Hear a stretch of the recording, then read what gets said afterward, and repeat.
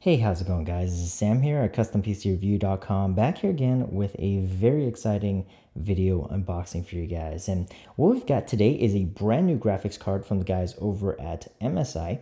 And as you can see, this is the MSI Radeon R9 270 gaming graphics card. So, as you may expect, this is going to be a graphics card based on the Radeon R9 270 GPU, but this will be an MSI custom graphics card, so you're going to get a lot of the custom MSI features on it. And of course, the first feature you see here is that it is the OC edition, which means it's going to become pre-overclocked out of the box. At least with this version, it's going to be overclocked to 975 megahertz core, whereas the standard R9 270 reference design is only clocked at 925 megahertz. So you're getting an extra 50 megahertz boost on the core clocks. Additionally, you're going to get the Twin Frozer 4 cooler as well. And for most of us, you know, if you follow graphics card at all, the Twin Frozer 4 cooler design is pretty proven. You know, it's a very strong design, you know, low temperatures, not much noise. But as you can see here, cooler and quieter, that is their motto right there. So MSI's Twin Frozer has been industry-defining graphics card cooler. First, Twin Frozer kicked off the dual fan trend, and today MSI stays true to the dual fan, dual slot design, where others had to resort to less effective means, for instance, triple slot cooling. And over here you can see the GPU temperatures, reference to the R9 270 gaming, even in OC mode. And then over here you have noise, and you can see you're getting a reduction of about 10 decibels. Additionally, they also have crammed what they're calling the military class 4 components as well. Now what that includes is solid ferrite chokes, so FSCs, and you got according to them, you're going to get 30% higher current capacity, 10% power efficiency improvements. You're also going to get some solid caps, which increases the durability, so ultra long lifetime, low ESR, lower temperature, and higher efficiency. And you can see up here, it is MSI only uses military standard 810G certified components for its gaming cards.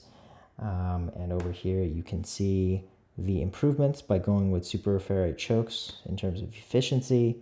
You can see the improvement of the solid capacitors, or at least the longer lifespan of the solid capacitors. And you can see you get much more hours that you can use on this. Otherwise, they also have a gaming app, it looks like, that lets you easily tune the overclocks on the graphics card. And this looks like just experience. Yeah. All right, so here's a look at the features if you guys are interested. So I'm probably going to read off some more important specs out here, but for this, you can see that it's got 2 gigs of memory. You've got Crossfire capable, so you can run this in a multi-GPU configuration. You've got 0-core power technology, so it's going to draw almost no power, or little to no power, when the GPU is idle. And let's see what else. OpenGL 4.3, DirectX 11.2 capable, is compatible with PCIe 3.0. Of course, you can also use PCIe 2.0 as well. And also, I don't see AMD Mantle in here, but it should also support AMD Mantle, which is an upcoming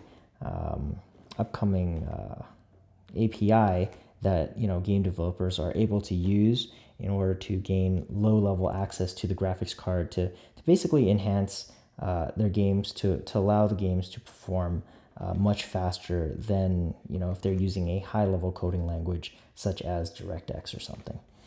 But currently, I don't think there's anything out right now, although Battlefield 4 is supposed to support it in the near future. So let's see, what else is there? There's a 256-bit memory interface, and here's system requirements. Pretty much looks like you need a 500 watt or greater power supply and one 75 watt 6-pin PCIe power connector. You also probably need a X16 slot, which should be mentioned somewhere over here as well. Right here. So you need one X16 slot, X16 PCIe slot. So let's go ahead and open this, open the packaging here, and let's check out what MSI includes with the R9 270 gaming. Now, while I'm doing that, I'm going to read off some of the specs that I wrote down real quick. So this thing has 1280 stream processors, which is actually quite surprising because that's exactly how much is on the R9 270X version of this. So, you know, to be honest, I mean, even with a slower clock speed on the R9 270, I don't think it's going to be all that much slower than the R9 270X. You know, especially if you do some overclocking on this card, I think it should be pretty close in performance. You also, you know, still get that 2 gigs of GDDR5. You get a 14 megahertz memory clock, you know, 5.6 gigahertz effective, which is exactly the same as what you get on the R9 270X. So, you know, overall, they're pretty much the same thing, except, you know, the R9 270X, you're going to get a higher power envelope and you're going to get faster clock speeds. But anyway, here's a look at the accessories on board. You get a driver disc as usual. Obviously, you should probably go download the drivers from the manufacturer's website. You got a quick user's guide. You also get a PCIe 6-pin power connector to dual Molex adapter if you don't have a 6-pin connection on your power supply, but you probably should have that if you're going to run a graphics card like this. You also have a DVI to VGA connector, and if you guys are using VGA still on your monitor, you should probably upgrade your monitor to something with DVI. And well, if you already have it and you just don't have the cable, well, you should probably go out and buy a cable. So here's a look at the graphics card then. Let's go in and pull that out. All right, guys. So taking a look here at the R9 270 gaming, we can see that MSI is using the gaming series color scheme, so it's going to be red and black all around. So overall, a very, very good looking design. We saw this in the last generation, or actually current generation, you know, GeForce 700 series graphics cards. They are using this exact design. I'm not sure about the older generation AMD cards, but I know for a fact that they are using this kind of design for the GeForce 700 series, and it just looks absolutely stunning. Really liking this blacked out PCB right here. Even though this is on a more budget side of graphics card, or at least a mid-range side of graphics card, they are still putting the little touches in there that really, you know, make this graphics card pop.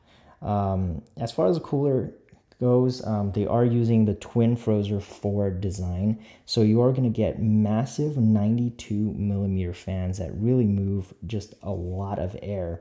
And despite using big fans and all, they are still sticking to a 2-slot design, so it should fit into most cases, and you know, most motherboards should be able to accommodate this card along with, say, another card right below it for, you know, multi graphics card configurations. And as you can see here, we do have a crossfire finger that you can connect another graphics card to. All right, in terms of what you need to, well, let's finish talking about the cooler.